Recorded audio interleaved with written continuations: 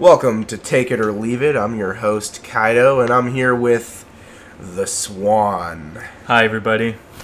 He's currently mixing some drinks together because he needs to match my level of intoxication. So, because I was running solo on resources, I gave him a bunch of almost empty bottles. What is that you're mixing right now? Let's see. We've got gin. We've got whiskey. Smirnoff. Yep, it's a concoction for sure. Definitely a concoction. Let's take a shot of this straight. That's the only word for it. You can go for it if you want to take the whole shot. Yeah. Oh, dear God. Okay. I don't know how you do what you do, Mr.Swan. I do not. Woo. Okay, so today we have quite a lineup. I'm going to go ahead and start with our first topic, which is Walk of Shame. Now, I've done some research, and according to Urban Dictionary, a very reliable source. Oh, that's super reliable.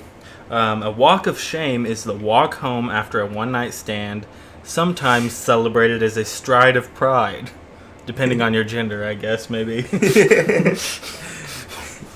Well, I don't know about stride of pride. I'm going to go ahead and tell a quick story. So, this doesn't exactly fit the definition of walk of shame, but a few months ago, no, it's further than that. It's about a year. Okay, so about a year ago, I had, moved up north a little bit for a few months, and I got invited to a party.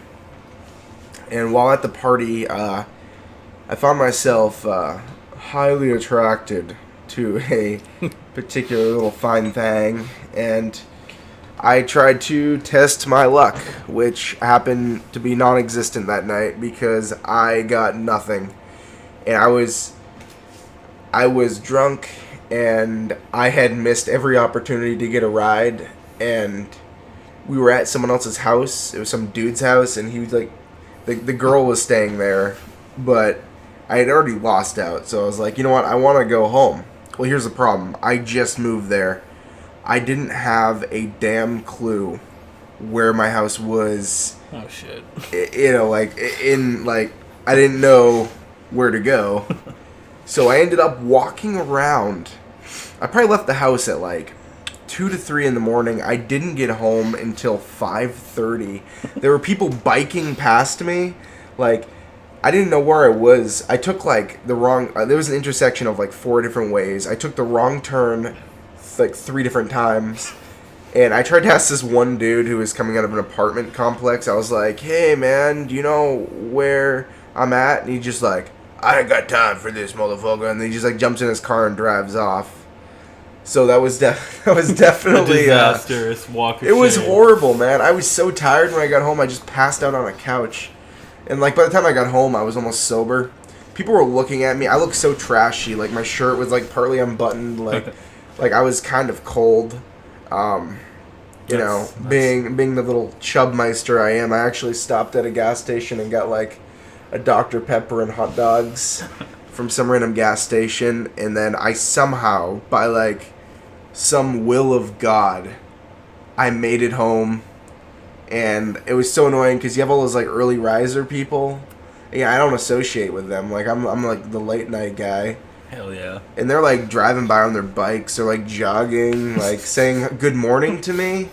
I'm just sitting there freaking glaring at the sun because it hurts my head. And dude, by the time I got home, my legs were dead. Damn. It was horrible. Anyway, I call that a walk of shame because I was shamed by the fact that I didn't get any, and because of that, I had to try to find a way home besides driving. I might want to also add my phone was dead. Oh, I didn't have any battery. icing on the cake. Yeah, and I didn't want to know I didn't want anyone to know that I left, but I got a bunch of phone calls. People were freaking out. They didn't know where I went. They were disappeared or some shit. Yeah, I just disappeared. They know I didn't get a ride. They thought I was staying there, and then the people who were at the house didn't see me there, and they kind of freaked out. It was really funny. That was actually the same night I got in my underwear and tried to get into the person's hot tub too. Oh, jeez. It was really Typical fucking Kydo. funny. If you want me to make this even worse, two of my sisters were there when I did that, which they were very embarrassed. Gotta say, because I've had some similar experiences with my siblings. yeah, Unfortunately, they just saw me in my underwear trying to get in a hot tub and hitting on one of their friends. So just to make the story worse, but I guess my walk of shame comes from freshman year. You know, you walk like a swan. Yeah, just the pecking head. The pecking head. Got that real swan look to you. Hell yes, that's me. The Swan. No, Okay. but I swear, coming home freshman year, I mean, it was almost every weekend. I don't know, as a freshman in college, you're bound to have it multiple times throughout the year. Unfortunately, the one time I did have it, I was staying at the dorm at KU, you know, about 3 miles away from the bar. You know, fresh to Lawrence, didn't even know my way around. I had sort of a similar circumstance, except I was belligerently drunk and had to sit down for a couple hours. Yeah, I think my favorite part about shame walking, as I'm now dubbing this, is I used to go out to bars a lot when I first moved to Germany when I was still staying in a hotel, and I start walking home, right? And so like at first I didn't really know my way, but you know, like rain or shine, dude, I was walking home like 5 a.m. I was walking through the door, like slicking back my hair, covered in rain, and there's this one dude who looked like fucking Einstein, and he was sitting at the front desk. Okay, and this happened every morning that I walked into that damn hotel for the first month, because the first month I lived there, I was in a hotel. I fucking like walked through the door, and this dude was just like sitting there, and he kind of looked up, and he's like, "Good morning, guten Morgen. Breakfast will be ready shortly." Just a typical old man. Typical old man. He was telling me all about breakfast and shit, dude. I am very skeptical about taking this mixed Oh shot. dear God, that has gin in there? I can't tell if this is mainly backwash or... Okay, I'm currently looking at his wonderful shot, which by the way, I have these little mason jar shot glasses. Mini mason jar. Yeah, mini mason jar shot glasses, which we put it in, which just adds to the effect that it probably shouldn't be.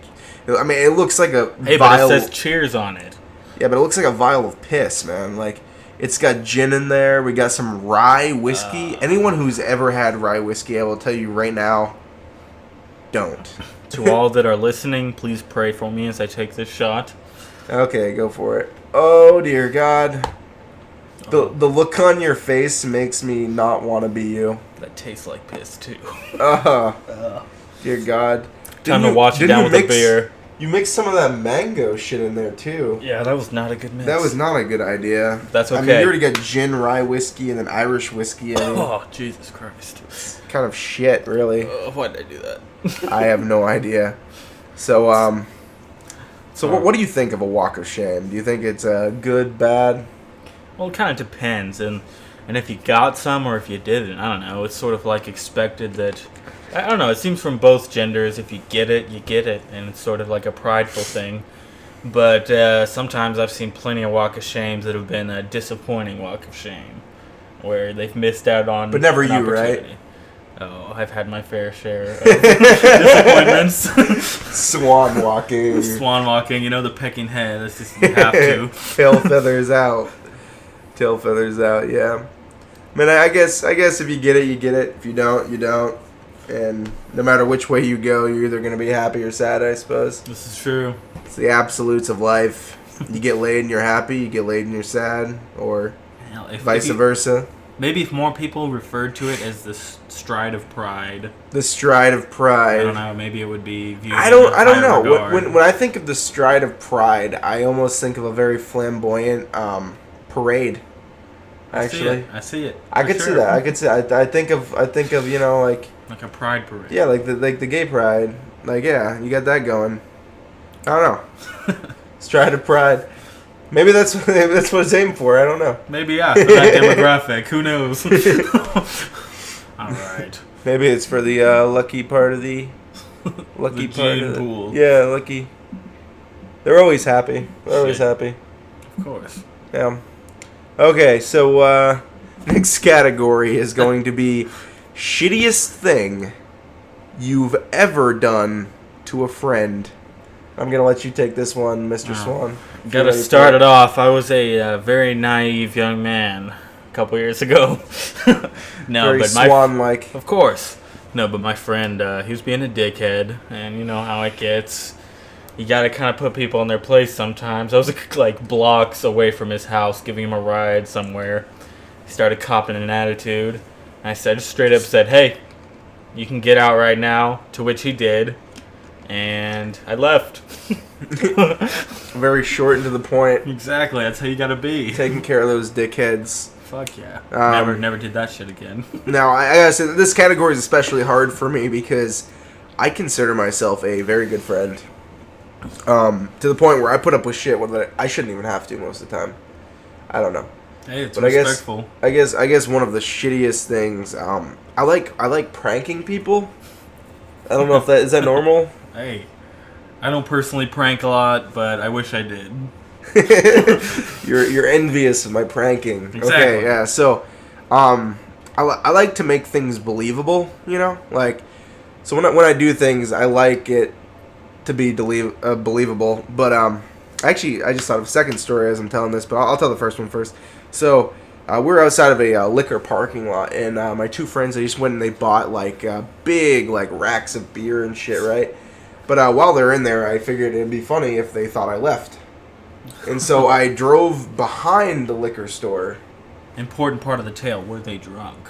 They're always drunk, man. Like, is that even a question? Like, yeah, you're right. Like, we're the ones drinking while doing a podcast. Like, I don't think we should be judging. These are facts. No, but continue, please. Okay, yeah. So I was behind the liquor store, and they came out the front. And the whole time, I waited back there for so many minutes. There were sketchy people walking by. Like, the things I did just to let them believe that that I had left them. Like, honestly, I was sketched out back there. Like, creepy people were walking by. Like, who goes behind a liquor store? Like, nobody. Like, only the worst kind, you know? And I was among them with my windows rolled up, doors locked, and after a few minutes, I waited.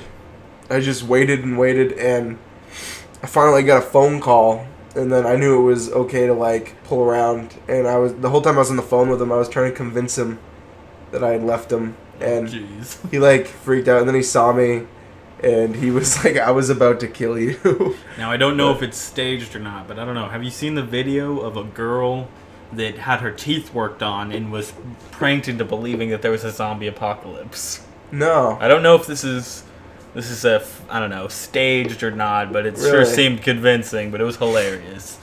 The lengths people will go for pranks. Yeah, right.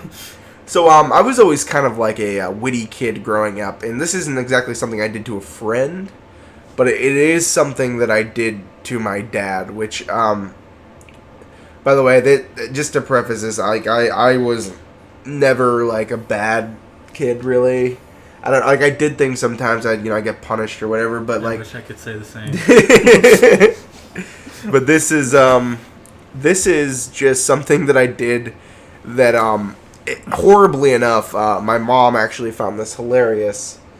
But my dad was drinking a Corona, okay, and something I noticed as he was chugging the Corona and he finished it off was that it looked an awfully lot like olive oil.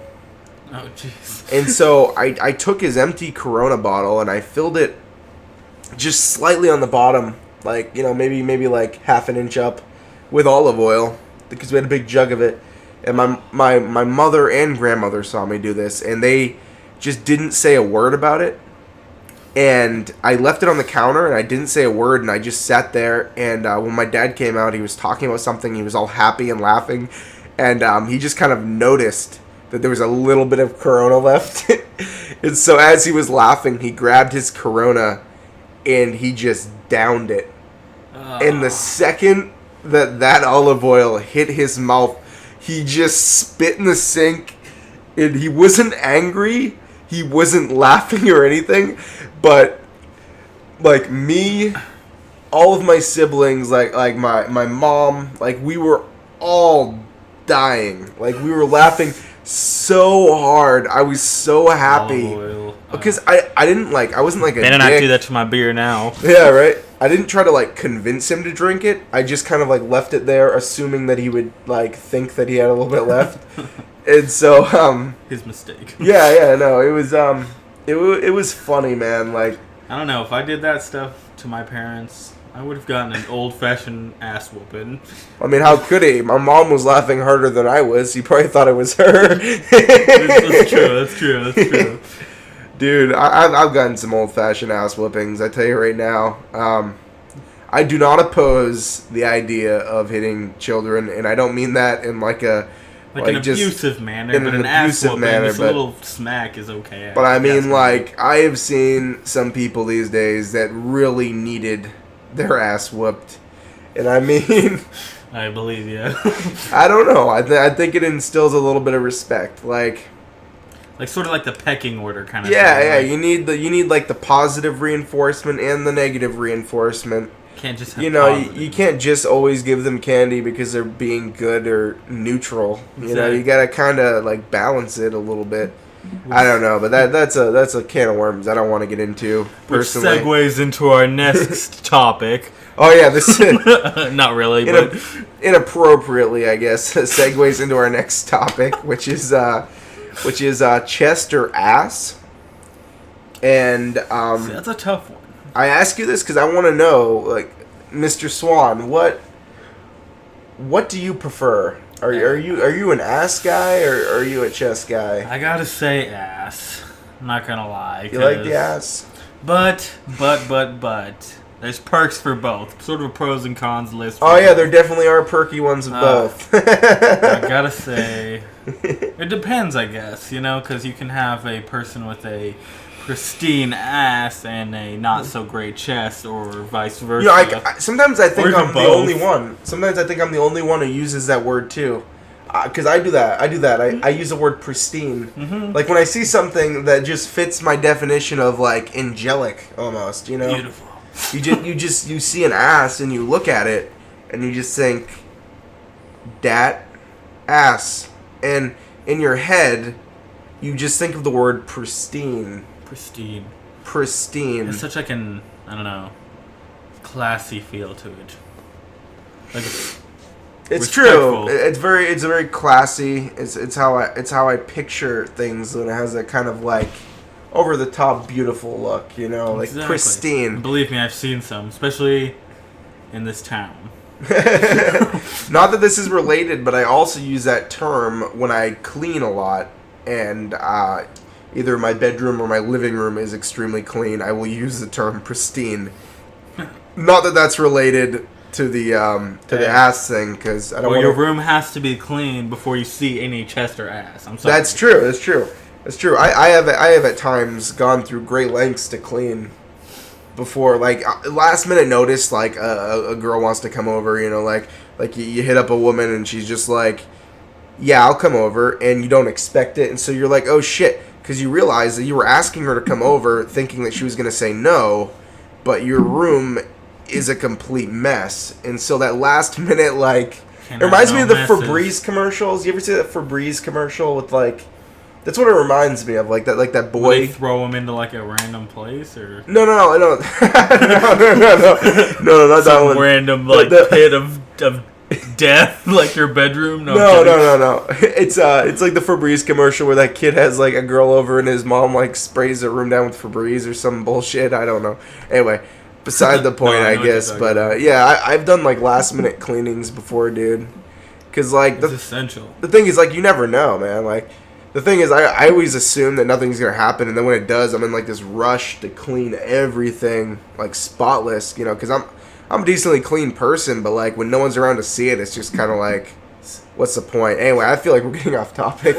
Way off topic. This is about chest or ass. So let's this see. Is a Kydo, tough one. What's your pick? Oh Jesus. Okay,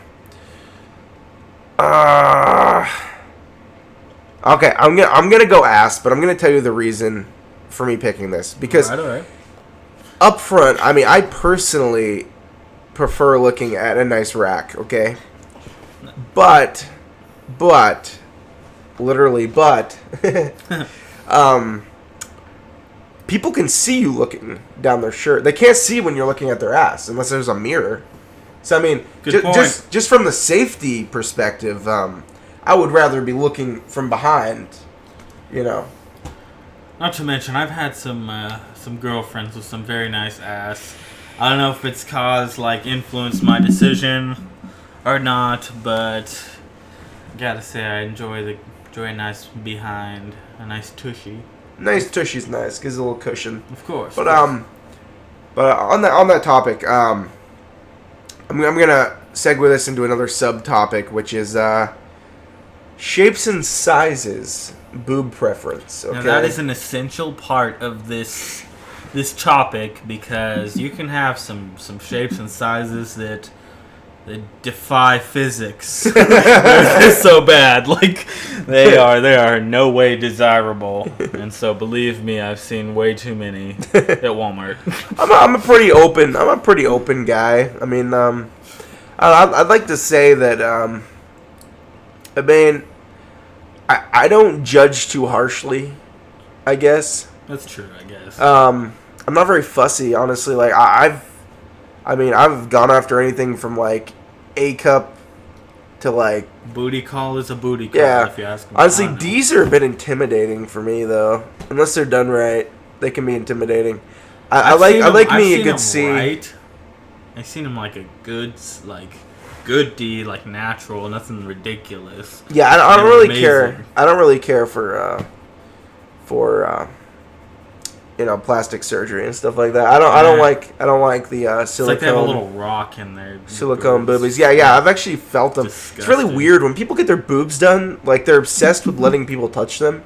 And I was in this bar in Canada once, and some chick just wanted me to feel her boobs, for no other reason than she just spent a shitload of money getting them done.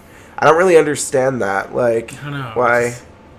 Live with what you got. Kind of emphasize what you got. And I don't know. That's something I've always lived by. Is just kind of do what you can with what you got. Any alteration to me is almost artificial. That's not really you know? That's true. I mean, to some degree. I don't know. It can be done properly and it can be done improperly. Yeah. I guess is what I'm saying. Yeah, I get. I mean, if you have some sort of deformity and you don't feel comfortable with your own body, I don't disagree that you should get something done. But I mean, at the same time, as far as boobs go, I mean, just be you, It's true. I like them big. I like them small, depending on who it's on. But and whatever you have, female listeners, rock it. Okay, do what you want to do, and do it well.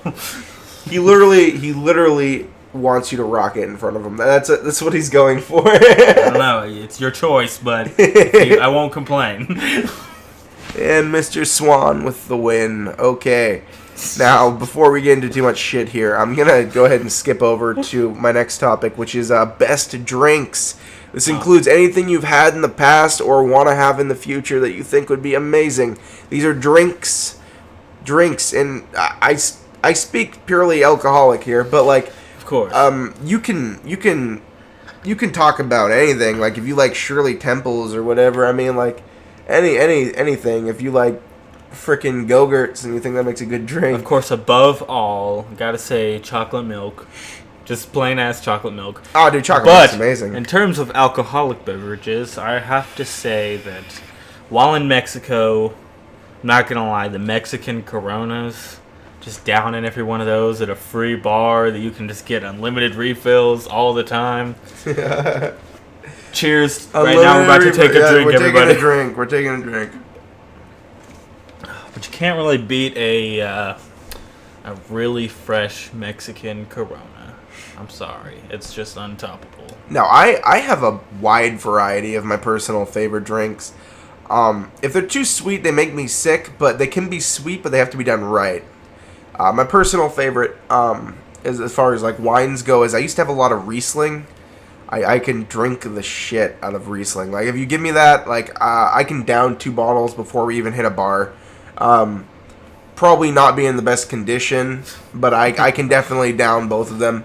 As far as strong liquors go, I'm a big fan of Irish whiskey, which I never thought I liked whiskey until one of my friends actually took me to a whiskey tasting, and I actually bought a bottle there that was like $50. It was what was it? It was Napogue, actually. It was very good. I drank a lot of whiskey that night. We had 5 shots within like 20 minutes. It was very fast paced. It was amazing. I will say I do like a good whiskey or scotch. I can handle those. I guess ever since Kydo here actually taught me how to appreciate whiskey. I remember distinctly. All right, did I give you some of the Napogue? Yeah, I think so. Yeah, I did. That's good. Which was nice. But as far as beer goes, one of my personal favorites that I used to have a lot of in Germany, and I have a lot of it now too, living back here in America, was wheat beer. I really like wheat beer. I can drink that all night without any issues. In Germany, it was actually called Hefeweizen, which I never knew that was a thing over here. I mean, I know I must have been pretty sheltered with my beer before I came back. But like when I got back over here, I found out that was like a big boulevard thing. I had lots of that after I got back over here, because it just reminded me of the Hefeweizen I had in Germany. Can't beat good memories, and of course, nothing like an alcoholic beverage will remind you of your experiences. Yeah, right. And I mean, Germans, they mix everything with beer and Coke, man. Like they have a drink called the Mezzo Mix, which is basically just like an orange soda mixed in with Coca-Cola. And they also one of the worst and best things I've ever had was a Coke beer. I drank that. It was just like a cola beer, and it made me vomit, man. Like, it did not settle right. Like, it was really good, but like 5 minutes later, I mean, in their defense, I was building a pyramid, which is a pyramid of beer cans, for those of you who don't know. We even had columns made of wine bottles around it. It almost looked like a freaking like Coliseum or something. It was crazy, but we made it because one of my friends from up north, he came to visit me when I was in Germany, and stayed with me for a week. And during that week, we were only sober when we woke up. There was a lot of drinking, so I don't really blame the cola beer for me losing my shit there. I more blame the fact that I overindulged for an entire week. Now, that's what happened to me in Mexico. I was 18 at the time, but if you guys don't know, 18 is the legal age, the drinking age down in Mexico. So, with good reason. While in Rome, like they always say, I partook. When in Rome. I took part in some of the heaviest drinking I have ever done in my life. I mean, tequila, you name it. Every night I was blasted. That's actually a big hit or miss, I notice. Tequila. On the topic of tequila, I don't know. I believe you. Either it's good or it's bad. There's no middle. I do like a good tequila, but the thing is, like, I notice a lot of people around here, especially, I've met a lot of people that just won't drink it. They've gotten sick off it. I don't know. If you ask me, tequila will get you fucked up faster. I don't know.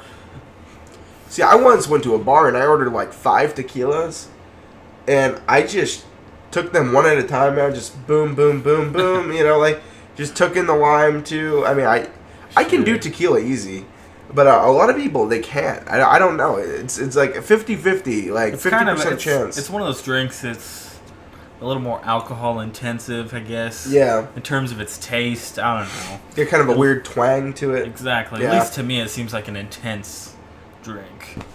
Which segues into our next topic of drunken tales. Just kidding, I don't know. Drunken These are loosely tied connections, but... Okay, so, drunken tales. Let's see, do you want me to start, or do you want to start here? Do you have any good drunk stories? Just anything revolving you being drunk, doing something... I'll let you have this one. ...ridiculous.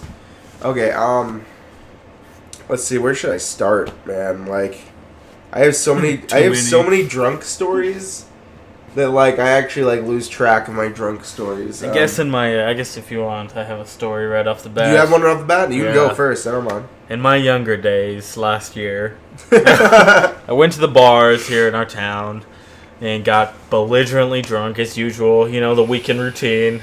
Anyway, I got on the public bus transit system that they offer to the students here. While on there, we passed a police officer. And me and my friends were like, we made this quick little beat. I don't know what the hell it was. I can't even really recall exactly what it was, but we kept saying fuck 12, which 12 in hood terms is cops. And I regret it because we could have easily been under, I don't know. At the time we were underage, but it could have ended very bad if, you know, the cop decided, hey, I don't like those people, but who knows. That's only one of many. I don't know. I could go deeper, but you could go deeper. They get worse. Oh man, I mean, okay. One time I was drunk at a bar with my friend Bryce. I've mentioned him. I've mentioned him before to you. We were in the bar, and he had perfect timing that night. Because see, I'm a great opener. Like I am good at starting conversations, but I am not good at getting anyone past that point without some sort of wingman. So, I managed to. I started talking to some like bridesmaids or some like wedding party thing going on, right? And I ended up like making out with one of them, but it was the whole point of this story, I guess, is just that, like, I started the whole conversation by mentioning, like, they had a little, like, bedazzle thing on their face, like, a little, like, fake gem, you know, on the side of their face. And I started the conversation by, like, I was so drunk that night. I walked up and I'm just like, hey, those are awesome. I want one. And then, like, it just started this whole, like, night-long adventure with that. And it was weird, and just I don't even know how to explain that story. It was really weird. And my friend Bryce popped in at just the right time that when I felt like I was losing my my cool, and I felt like my like smoothness was kind of like, you know, running dry. Bryce just popped in and like took over the conversation, and he helped me a lot that night. Yeah, he saved me from certain defeat, man. And yeah, I have a lot of like weird stories revolving around me starting like stupid conversations with people. I've heard many. Yeah. I met like she used to be a cool friend that I had. I completely forgot her name. I'm not gonna lie, but I met a group of people while I was drunk. We were trying to play foosball, me and a few of my friends. And I went up and started talking to a group of people, and I started with one group of people, and they shot me down. Like, they treated me like some weird person for trying to talk to them. Especially the guy in the group, he was being a complete dick. I was just trying to get people to play foosball with us. That's some alpha male behavior, everybody. Just take note that is not desirable to women or anybody. You gotta be accepting and just kind of go with the vibe. Sorry, side note, but please continue. So, well, he was trying to be alpha male. He was failing horribly anyway, but what a bitch. I just kind of gave up on the group because they were very boring, and I moved on to the next group of people, and I found this girl, and right as I was looking for like an opening to talking to her, somebody dropped one of the waitresses there, I think, like she dropped a bottle of beer off her tray, and it smashed right next to mine and this woman's feet. And I looked at her, and the first thing that came to my mind, which was really stupid, by the way, is I will pay you $5 to drink what's left of that beer. And she said yes. And so she grabbed like the shard of beer on the very bottom. There was no glass in it. I want to say that because that would not be good. But she drank the rest of it, and I could not believe she did that. So I gave her the $5, and she looked at me, and she started talking, and her whole group of friends came over and started talking. And next thing I know, we had a whole group put together, and they agreed to play foosball with us. And not only did they agree, but the woman who I gave $5 to drink that beer, she used the $5 to pay for our foosball for the rest of the night. And we ended up all riding in the same car, like playing Lapsy, while I was playing 90s music over the stereo. It was really funny, man. It was crazy. Now, I did end up in the middle of a bar brawl once. Really? I wasn't in the brawl, of course. I was just caught up in the middle of these fists flying, but that actually happened recently. I was with my girlfriend at the time, and oh my goodness, I'm telling you, these guys were heated, and for no reason. When you're drunk, there's never a reason to get in a fight, but you just do. These guys are swinging fists, and they even punched one of the workers at the bar. One of the security people. They just nailed him right in the jaw. Oh dear God! They picked him up by the tail of their shirt, the neck of their shirt, and their pants, and just threw him out just like you would imagine in some saloon. Some Western saloon. Exactly. The Swan goes to the saloon. Exactly. I belong at the saloon. Okay, so on the same topic, what do you think about people who drunkenly start talking to you? Are you annoyed by them, or do you like new conversations? How do you take that? Yeah, you know what? I guess when you go to a bar, you should expect to have those kind of conversations. Cheers to that. You know what I mean? As we take another drink. Anyway, I think I think it's important to have conversation at a bar. It's a social scene. It's a place where interactions are kind of promoted, and you got those people that act like they're just above everybody. Which you know what? If you act like that, you really don't belong at the bar. You really don't, honestly. You're kind of killing the vibe, if anything. Yeah. My friends made fun of me once because this is like the low moment of Kydo here. So I was outside of a bathroom door. I was kind of stuck in the crowd. So I figured while I was sitting there at the edge of the door to the women's bathroom, I'd start talking to all the women in line for the bathroom because they couldn't leave. I had a lot of good conversations in that line. I just made my way down the line. I know, bathroom conversations. The bathroom female conversations. They can be pretty legit. I don't know. I always enjoy anything that gives me a reason to do something stupid. I've given women lap dances, not even on a dance floor, just in a bar, very inappropriately. But they cheered me on. It was funny. See, that's what bars are all about, everybody. I gave them a story. I feel like I gave them a story, Of course. And, just telling people, I don't know, enjoying yourself. See, if more people enjoyed themselves, everybody, the world would be a better place. And you heard it from the Swan. That's right. Yeah. Swan preaches truth. The Swan preaches, all right. Okay. Maybe not truth, who knows? Yeah. So I don't know. I think conversations are good. I like new conversations. I like, especially drunken conversations, because the next morning you just be like, fuck it. And you look at your Snapchat and you're like, what did I do last night? Who's this? Who's this? The stranger. Yeah, we got a lot of this. So before we move on, there's something I like to do sometimes. I like to make up my own toasts every once in a while, and so I figure I'll make up a toast before we go to drink. So there's a toast I made up a few days ago. I actually call this one the I call them memories, and so this is called memories. So, to those of the past that will be missed, and to those of the present that we'll never forget, but to those of the future, we'll watch our step, because what's smart now, we'll soon regret. Hey.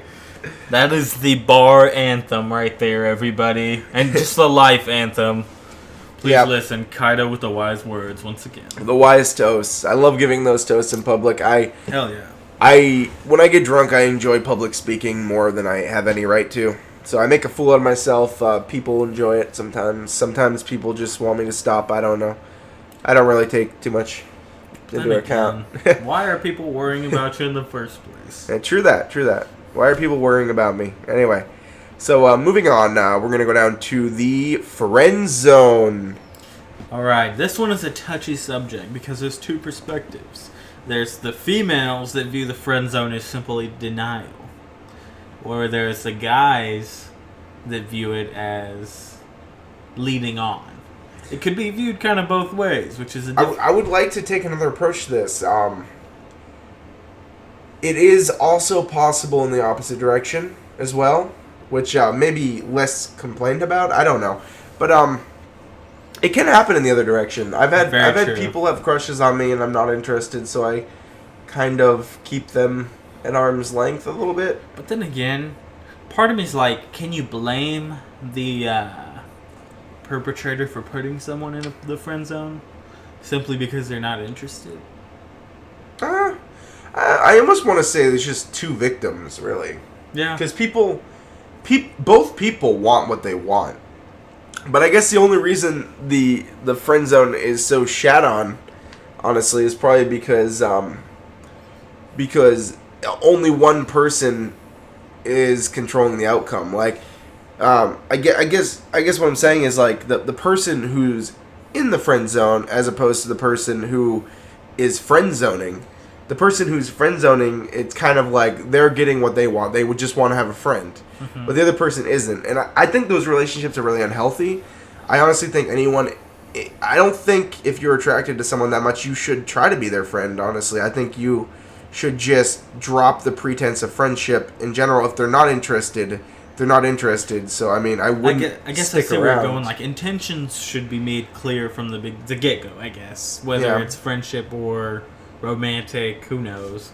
I mean, and if both parties go in with an open mind, there might not even be any issues anyway. Because maybe, like, I don't know. I think it's a predicament that often people put themselves in because, like, they don't push forward really when they should, and then by the time you're basically solidified as a friend is when they finally like build the courage to actually show that they want more. Yeah. And sometimes people think that somehow by being a friend first there's more of a chance, which isn't incorrect, because sometimes like I've built relationships out of friendships before and it's not impossible, but if that's not reciprocated, then I feel like it's kind of a wasted endeavor, because then you're just trying to push for getting out of the friend zone, but it's kind of like an imprisonment that you've made yourself. Like, if that person's not interested, I think sticking around just holding out hope is kind of a waste of time. Honestly, I almost feel like you'd have better luck if you just stopped talking to them, because maybe that would show your more desire. Show more like independence and like confidence in yourself. I mean, I don't know, if you're not getting what you want from somewhere, then you shouldn't be sticking around for nothing, you know? That's like, true. It's just kind of a waste of life, really. I mean, there's plenty of people out there that probably wouldn't friend zone you, I guess. See, the friend zone, I guess, is sort of just an interpretive. It's not necessarily an objective thing, because, I don't know. I guess personally, I've had girls, or even guys or whatever, that have been interested in me. Who knows? But that just, I don't know, take my kindness is something else. And so I don't know how to respond to that, because I just want to be kind to people. But how do you reject someone's romantic intentions without seeming kind? You know what I mean? Yeah. That's where the difficulty arises. I think part of the fault actually lies with people being too nice about it. If I don't know, it's hard to do, but the rejection should be swift and very obvious, and not just like, I think what happens is sometimes everyone sits in this neutral zone where like the one side is like, I really like this person and I'm too nervous to like push forward, and the other side is like, I like this person as a friend and I'm too nervous about like, denying them, so like I feel like sometimes they get stuck in this zone where they're both sides are almost too nice to really tell their intentions. So it leaves way too much gray area where people are just like assuming That's true. one thing. So both sides are just kind of like in this gray area, and then they're unable to actually make their intentions clear. Sorry, I just burped. I have too much beer. It'd be like that sometimes.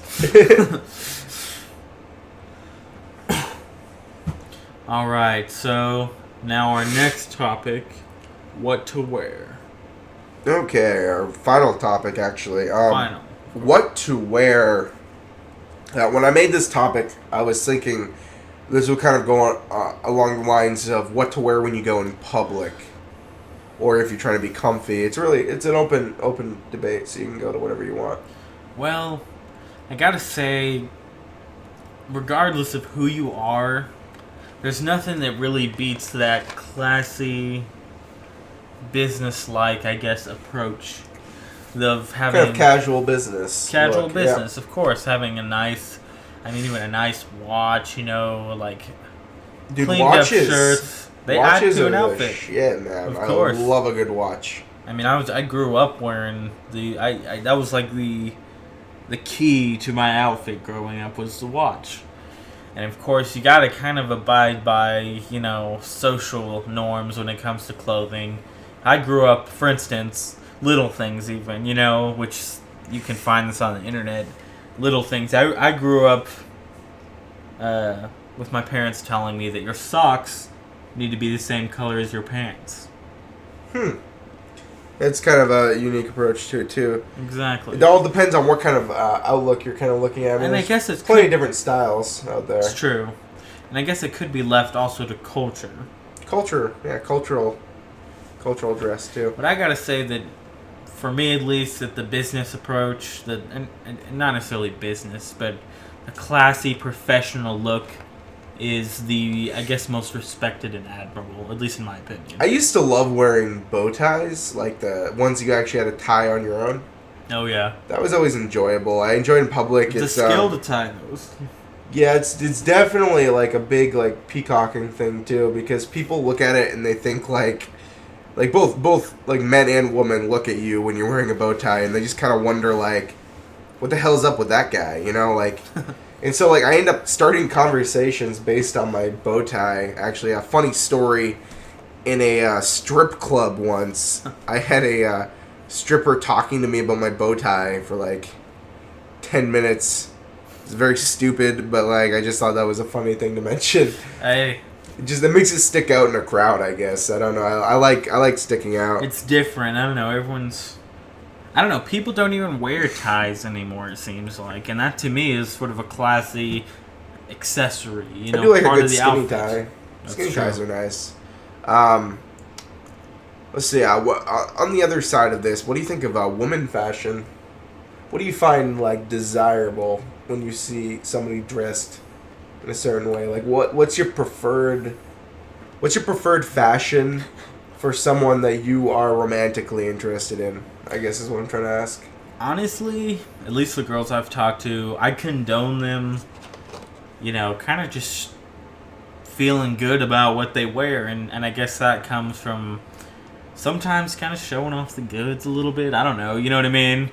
Where, not necessarily skimpy, whatever, but if they're wearing something that's, makes them look really, really good, that's cool with me, And because to me, that's if you're walking in a bar with this girl and she's got a really tight dress on and wears some heels. I thought you were going somewhere else with that.